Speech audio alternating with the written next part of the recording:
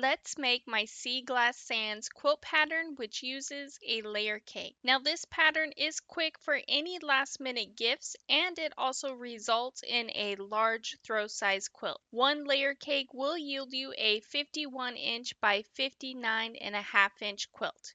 But anyways, let's go ahead and get started. With your 42 count layer cake, which are 10-inch squares, you are going to select 21 10-inch squares and cut them twice at a 45-degree diagonal in both directions.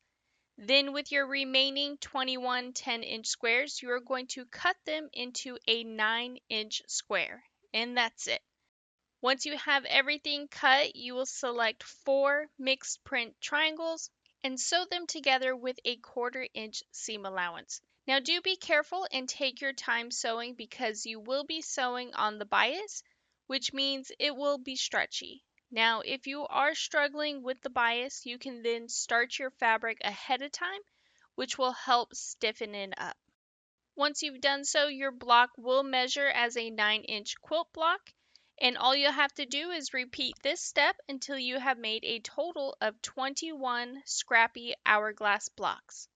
Now that all of your blocks are finished, it is time to lay your quilt out. First, you will start with your pieced Hourglass block, followed by your print 9-inch squares, and then you'll just alternate between the two in a 6 by 7 block layout. And as always, you will sew your blocks together to form rows, and then lastly, sew your rows together to complete your quilt top. And here is what my quilt top looks like all finished. This pattern is super easy and quick to make for those last minute gifts. And what I love about this pattern is it also has a secondary pattern that appears throughout the quilt. Then as for the backing, I am using this dark floral print from the same collection. I was debating between the glide threads in the color pistachio or latte. Within the video, I chose latte, but later on, I ended up switching it to pistachio. But here is what my Seaglass Sands quilt looks like all quilted out. For the quilting, I went with currants, which I will have linked down below in the description.